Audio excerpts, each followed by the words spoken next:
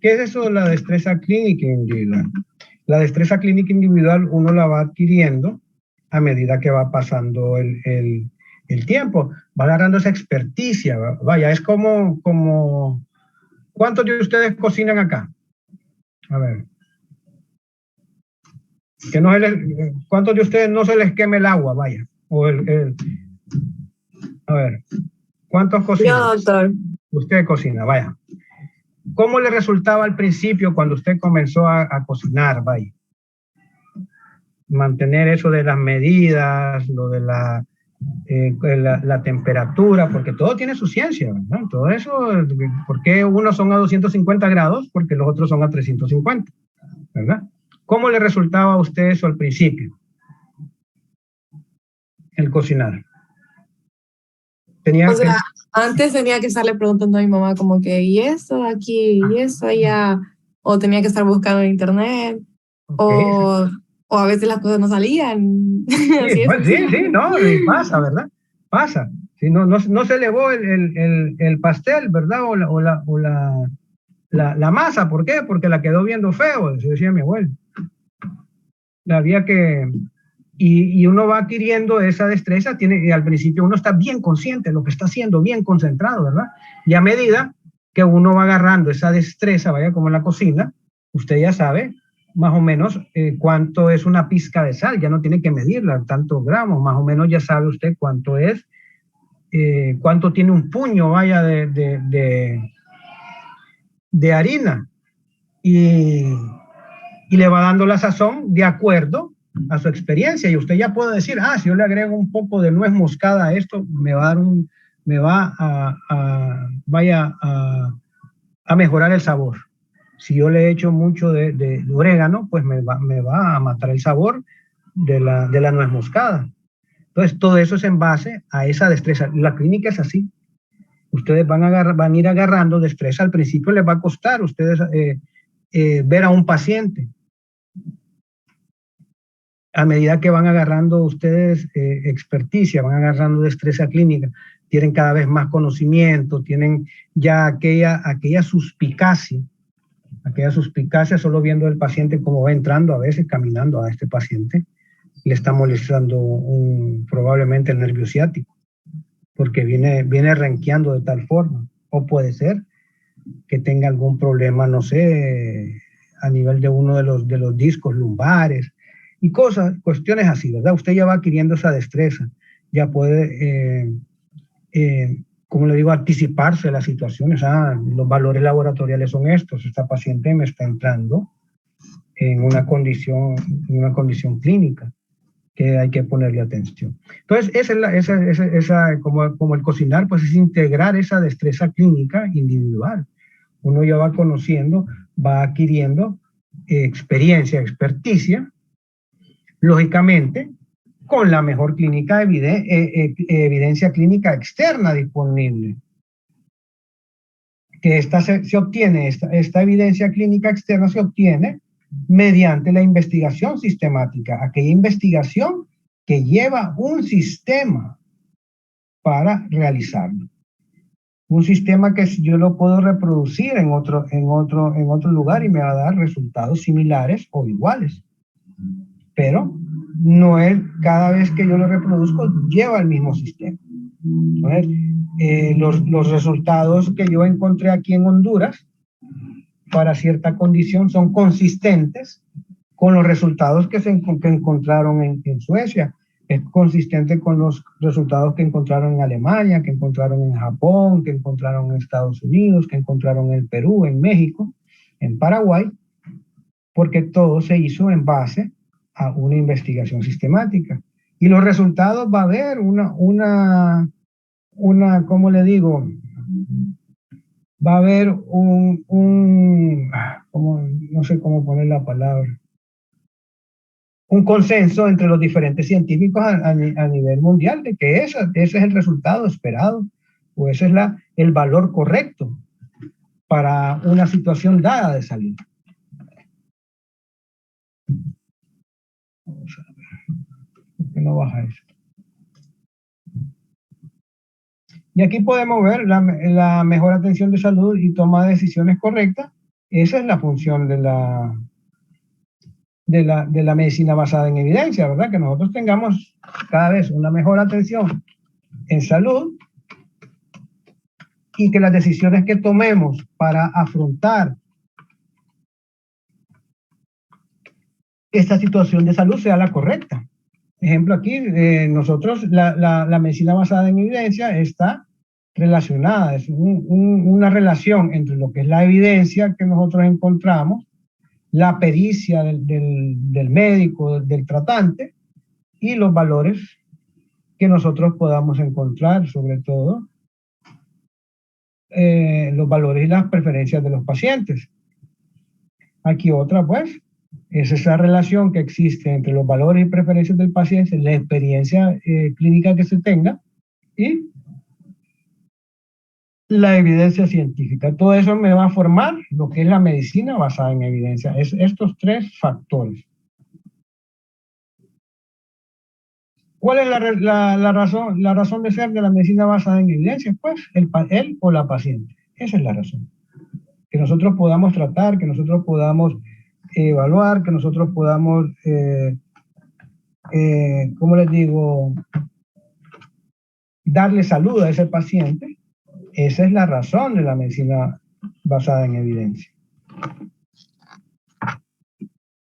Entonces, ¿cuál es el primer paso de la medicina basada en evidencia? Aprender a decir no sé. Muy importante. Yo siempre les digo, jóvenes, esto. A los internos que llegan a la sala, a los sociales que llegan a las salas, ahí en el hospital, tenemos que aprender a preguntar, ¿verdad? Si algo a mí me parece, tengo dudas sobre algo, y a preguntar a la persona indicada, al especialista en este caso, al residente, siempre preguntarle a aquellos que saben más que nosotros. No nos quedemos con esa duda, y tenemos que decir, no sé, ese paciente yo lo miro raro, no le puedo poner el dedo encima en sí que es, pero sí, no me da una buena espina, vaya. Entonces, o estos valores no los esperaba yo, ¿qué puede ser? Entonces decir, no sé, voy a preguntarle al especialista, voy a preguntarle al médico residente.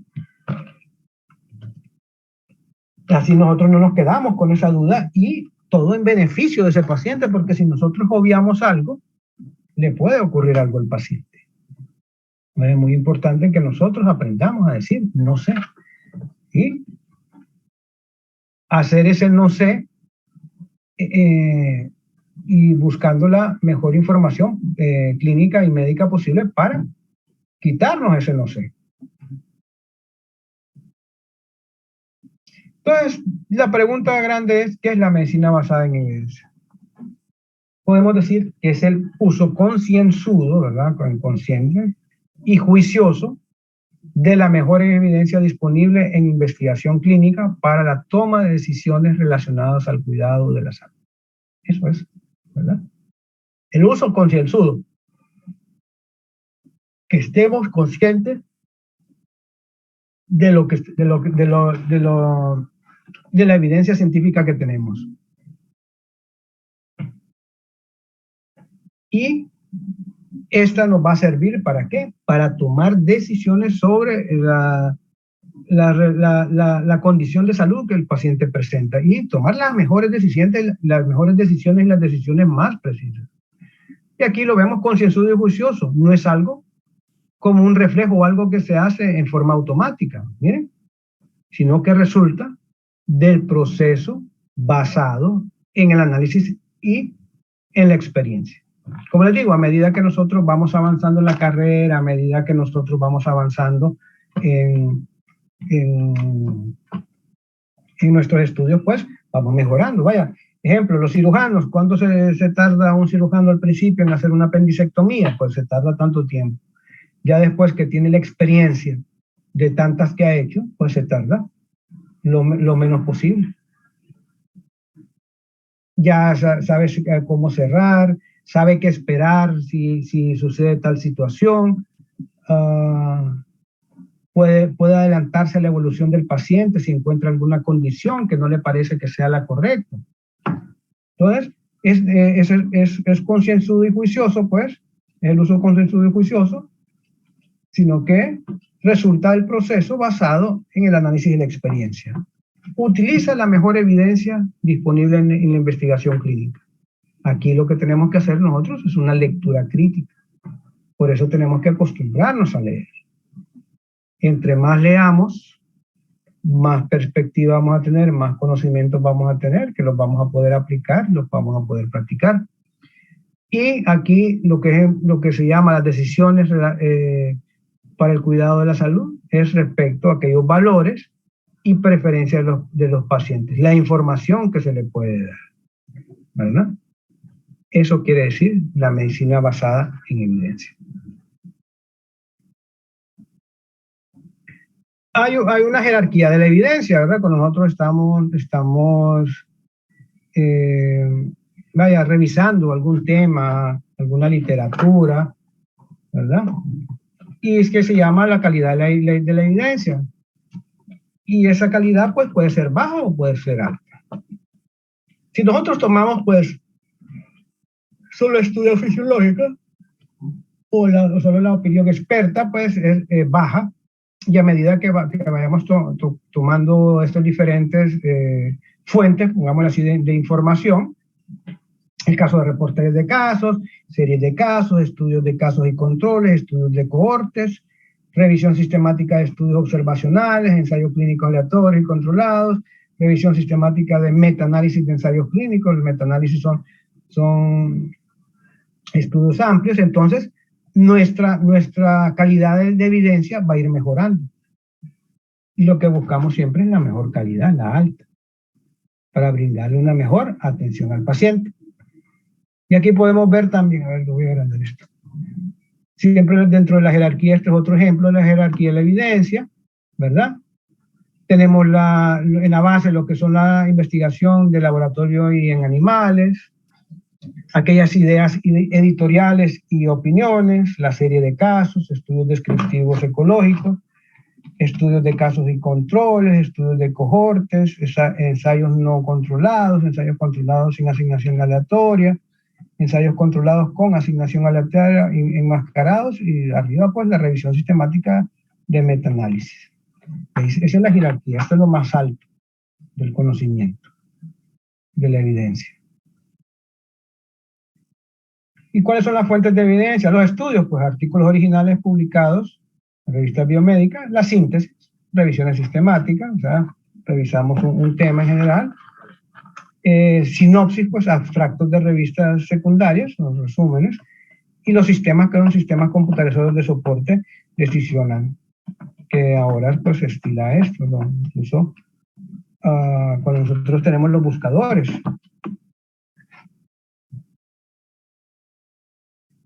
Y aquí la pirámide de las 6 S de la evidencia, pues estudios, sinopsis de estudios, síntesis, sinopsis de síntesis. Todos son ejemplos, jóvenes. Todo esto, yo no les voy a preguntar, descríbame esto, ¿verdad? Esto es solo para que ustedes lo vayan conociendo. De esto les voy a preguntar solo cosas puntuales. Así que no se aflijan por esto, ¿verdad? Esto es solo para que ustedes conozcan cómo son las fuentes de evidencia, cómo van desde los estudios, pues. Y aquí nos dan algunos ejemplos, ¿verdad? El TRIP Database, el PubMed. Si nosotros tenemos aquí, en los estudios, nosotros vamos a tener artículos originales, que es la base pues, de la evidencia científica. Y aquí podemos tener el TRIP Database y el PubMed. Esto ya un poco viejo, les voy a mostrar los recientes que saqué yo. La sinopsis de estudios, aquí son publicaciones de resúmenes basados en evidencia. Y aquí tenemos el ACP Journal Club, ¿verdad? La síntesis son revisiones sistemáticas.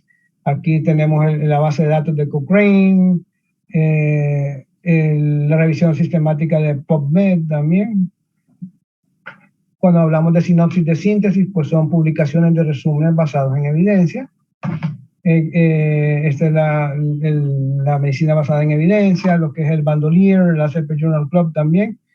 Los sumarios, pues, son libros de texto basados en la evidencia, guías prácticas clínicas basadas en evidencia. Tenemos aquí las guías nacionales de Clearinghouse, el NICE, el Up to Date. Y como sistema, pues no existen recursos de soporte de edición por ordenador todavía. Que metamos nosotros, pues una serie de signos y síntomas y nos va a decir, no, es esta cosa y usted trátelo de esta forma, ¿no? Todavía no llegamos a eso, como en las películas de ciencia ficción, donde hay, ¿cómo se llama? Entidades biomecánicas que las hacen de doctores, pues son con inteligencia artificial, los famosos cyborgs, ¿verdad? Que en las películas a veces salen como médicos, salen como técnicos.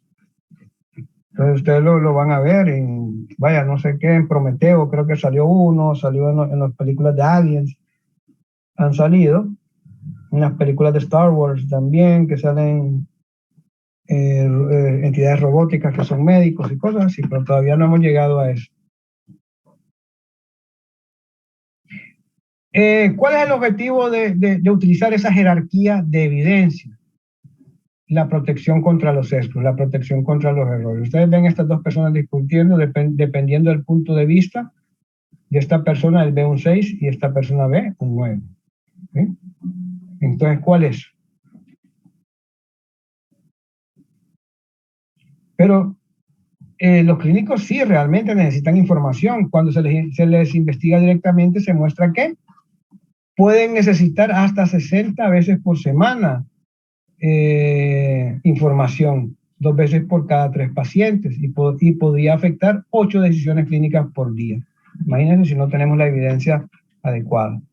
Pero solo pueden obtenerla en el 30% de los casos. Y proviene fundamentalmente de consultas de pasillo. O sea, que yo le pregunto al compañero, ¿y vos qué opinas de este paciente? ¿O cuál opinas que es ese tratamiento? ¿Qué pasa aquí con nosotros? Muchas veces los libros de texto que nosotros utilizamos ya son anticuados. Las revistas que yo visito o que utilizo son a veces muy desorganizadas.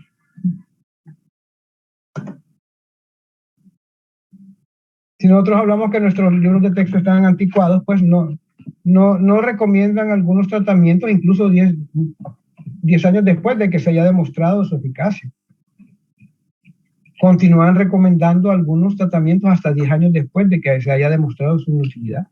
Si nosotros tenemos un libro viejo, por eso les digo, esto de la medicina va cambiando con el tiempo. Lo que hoy puede ser, como le digo, la norma para tratar, puede que dentro de unos años pues se descubrió que no hay un mejor tratamiento para eso, o es lo contrario, pues utilizar o hacerlo de otra forma para poder tratar o evaluar a un paciente. Que esos valores antes eran normales. Vaya, un ejemplo de eso fue con esta pandemia de la COVID. Las normas de manejo, los estándares de manejo, ¿cómo se llama? Las indicaciones de manejo fueron cambiando a lo largo del tiempo. Entonces, por eso decía en las normas que se publicaban, pues decía sujetos a cambios, ¿verdad? O decía primera revisión, segunda revisión. Entonces se iba revisando y de acuerdo se iba aprendiendo, se iban corrigiendo ciertas situaciones que en este momento pues se considera que es correcto darle tal medicamento, pero después se demostró que produce muchos efectos secundarios y no es lo correcto. Vaya, ejemplo de eso puede ser durante los años 60, creo que fue, se dio un medicamento que era un antiemético para ¿cómo se llama?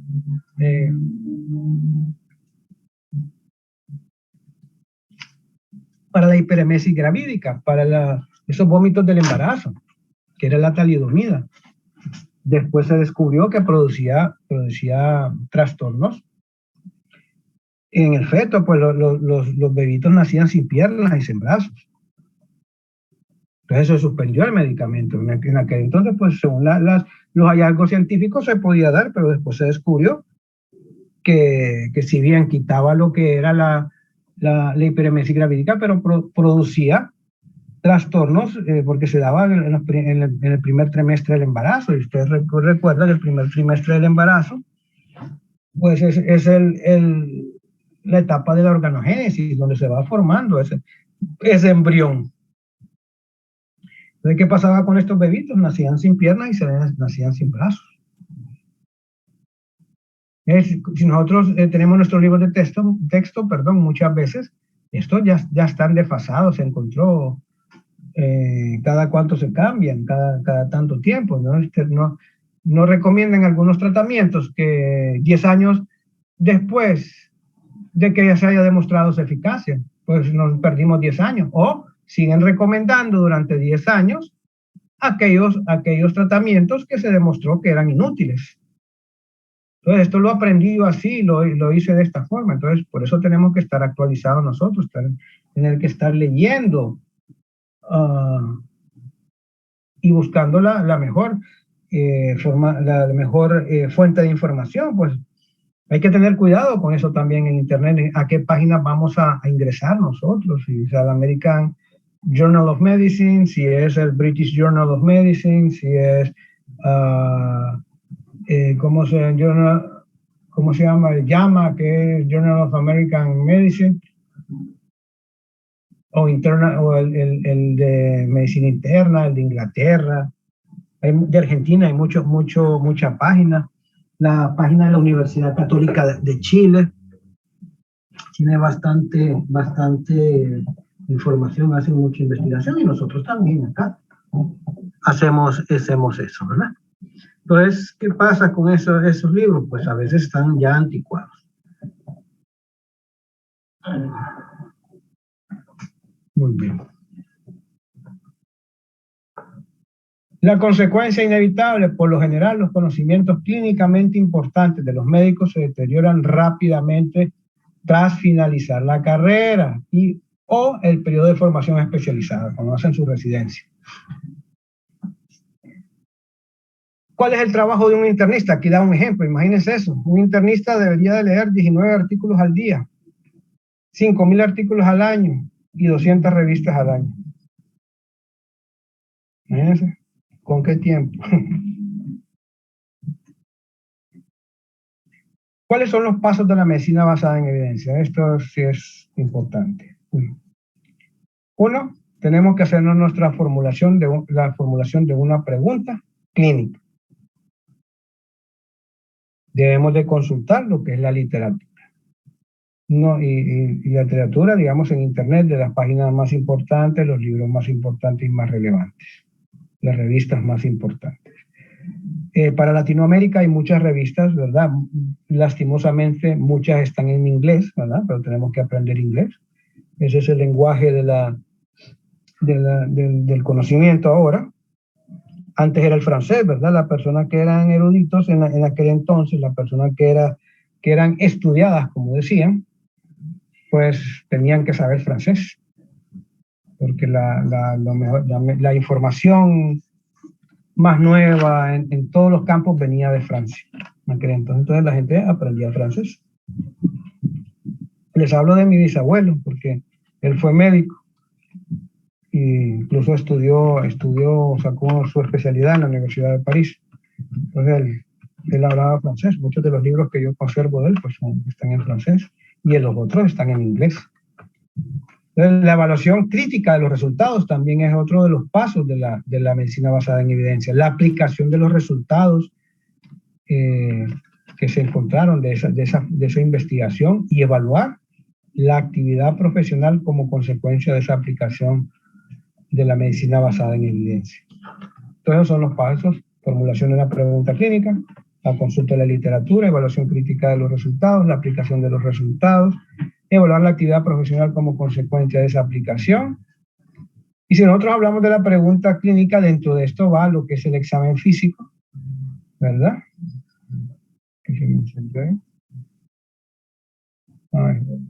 El texto que yo puse. Okay. Examen físico, la determinación de la etiología de ese trastorno de salud, de esa enfermedad, los diagnósticos diferenciales que nosotros vamos a tener. Vaya, ¿alguien me podría mencionar ahorita cuáles son los diagnósticos diferenciales de la viruela símica? A ver si se acuerdan, lo vimos cuando en Salud Pública 1, cuando les di el tema, las que estuvieron conmigo, sobre la viruela símica, cuando hablamos de la viruela símica. Allá hace más de 2 meses, 3 meses, 2 meses. A ver, ¿cuál sería el diagnóstico diferencial de esto? Herpes. Herpes 1, sí, muy bien, Paola. ¿Qué más? Algo que nos da a todos. Varicela. La varicela, eso. También otras ITS, incluso un prurigo impetiginizado por lesiones en la piel, nos va a dar un montón de lesiones maculopapulares. ¿Verdad? Entonces, miren, ya conocemos eso, tenemos el diagnóstico diferencial, seleccionar los test diagnósticos de acorde a esa situación de salud. El pronóstico que pueda tener esa situación de salud, no es lo mismo tener un pronóstico para un paciente que tiene una cardiopatía hipertensiva o que tiene una cardiopatía coronaria, a aquel pronóstico que tiene una persona que tiene un resfriado común. Son abismal la diferencia que existe entre eso.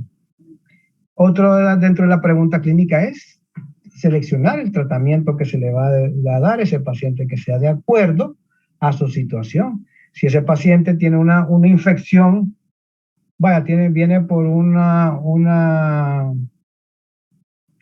porque tiene sus amígdalas inflamadas, pongámoslo así. Una faringoamigdalitis, Entonces nosotros tenemos que determinar si esa faringoamigdalitis es bacteriana o es viral. Porque si es viral, es autolimitada. No tenemos que darle antibióticos. ¿Por qué? Porque los antibióticos no funcionan contra los virus. Ahí están los antirretrovirales, que es diferente. Entonces, tenemos que determinar no darle a la primera, darle antibióticos, porque nosotros seleccionamos el tratamiento.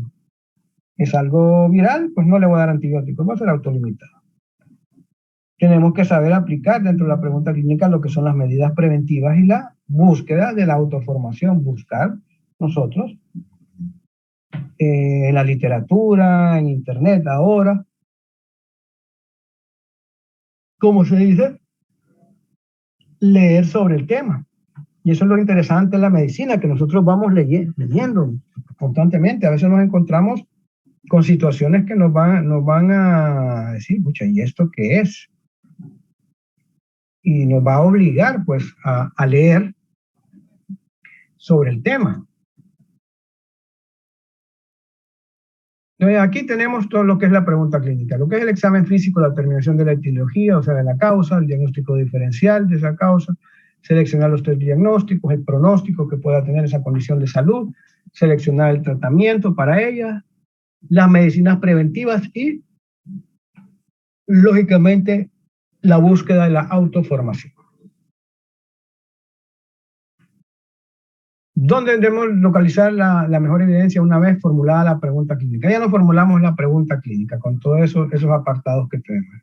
Entonces, las fuentes de información pueden ser ya sea revisiones sistemáticas, bases de datos, como ejemplo el ACP Journals, el Best Evidence o el Cochrane Library, ¿verdad? Son ejemplos de esas bases de datos.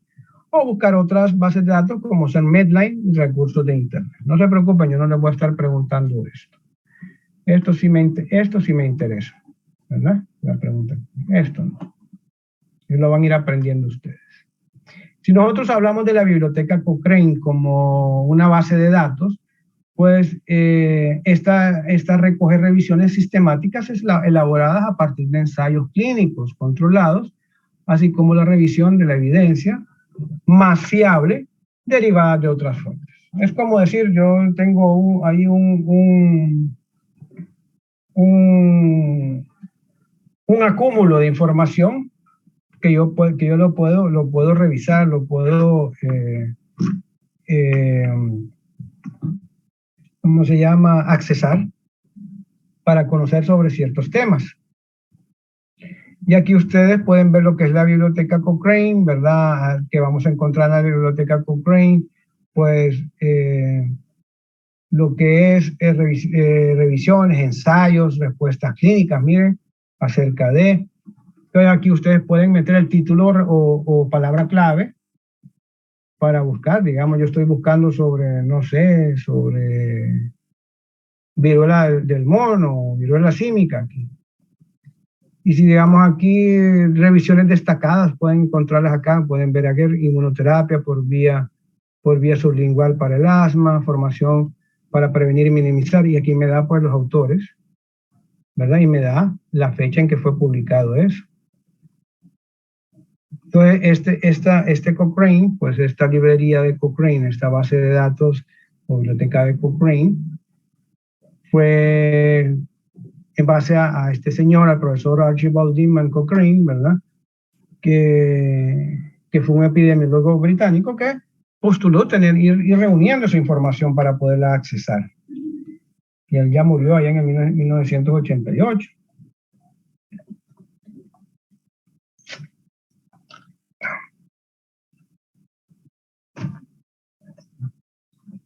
Otro de esos el ACP Journal Club, que es el American College of Physicians, se llama. Esta es la asociación americana, el colegio americano, colegio médico americano, ¿verdad? Que ellos tienen su propia página, que son los anales de medicina interna, entre otras. Usted aquí pueden buscar diferente información, van a encontrar lo más nuevo, y como les digo, muchas de estas páginas son gratis. Los artículos nuevos, hay otras que sí, ya artículos más especializados, como estén estos de la página del Sevier, pero dentro del Sevier está también el American Journal of Medicine, que yo creo el JAMA, Journal of American Medicine, que para Latinoamérica son gratis, y ahí dice, pues Latinoamérica y Honduras califica dentro de esos países. Entonces aquí ustedes pueden encontrar diferente información sobre diferentes temas, lo más nuevo, sobre diferentes temas. Pueden buscarlo por tópicos también acá, prevención, el cuidado de la salud, farmacología, diagnósticos médicos, diagnósticos en medicina. Otro de los portales, otro de las bases de datos del PubMed, ¿verdad? Ya es un poco más viejo, una base de datos de citas y resúmenes de la literatura biomédica a partir de lo que es Medline y otras revistas de ciencias de la vida. Se proporcionan enlaces cuando las versiones de texto completo de los artículos están disponibles a través de PubMed Central. Aquí en esta PubMed les va a dar a ustedes solo tal vez los links para que se puedan recuperar ustedes esos artículos y los puedan accesar.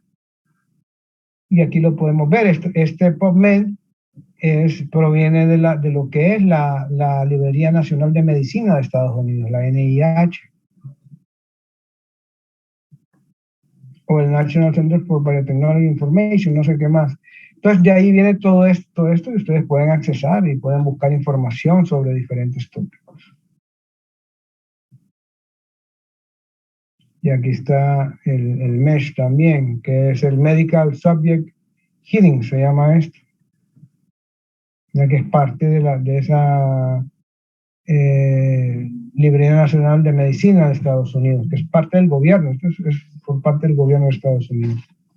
Y ahí ustedes pueden encontrar diferentes tópicos, ¿verdad? Y recursos, ¿verdad? Entre lo que son genes y expresión, literatura, proteínas, taxonomía, y están las otros, les manda otros ciertos links, ¿verdad? Como PubMed, Bookshelf, PubMed Central, donde van a tener los artículos completos.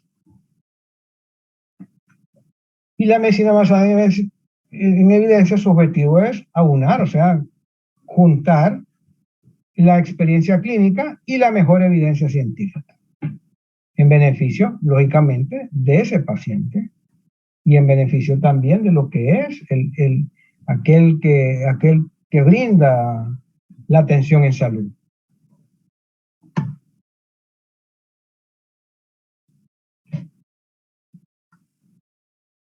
¿Qué no es la medicina basada en evidencia? Pues una ciencia esotérica difícil de aplicar. ¿Qué quiere decir esotérico? A ver.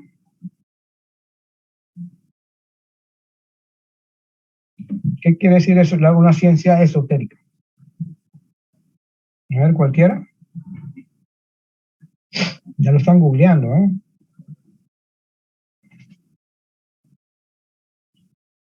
¿Qué quiere decir eso que no es una ciencia esotérica?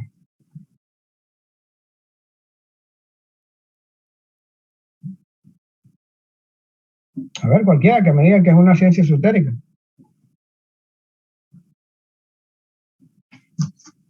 Voy a preguntar entonces.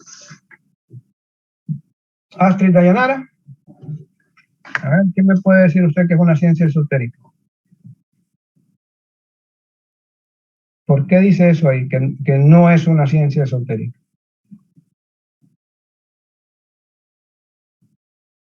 A ver, ¿está ahí, Astrid?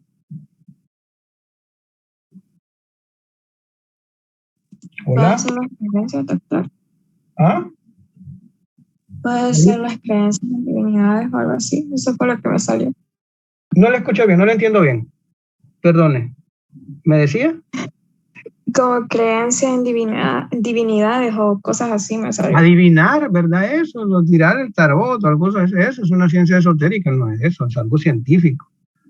No es un libro de recetas de cocina, ni la panacea tampoco, ¿verdad? No es que se hace de esta forma y va a ser igual así, sino que es basado en evidencia. No es un manual de medicina defensiva para cuidarnos, no, es para la salud del paciente. No es un instrumento para reducir costos tampoco. Algo que se restringe a los metaanálisis o es una dictadura de la evidencia con pérdida de libertad, individualidad. Una ciencia en lugar de un arte. La imaginación de la experiencia clínica, la marginación, perdón, de la experiencia clínica, no. Muchas veces la experiencia clínica es bastante dominante. Se llega al momento de esos jóvenes de tener tanta experiencia de decir, hay una espinita, hay algo de este paciente que no me parece correcto. Mándele a hacer un hemograma. ¿Y para qué? No, si está bien, mire cómo está. No, mándele a hacer un hemograma.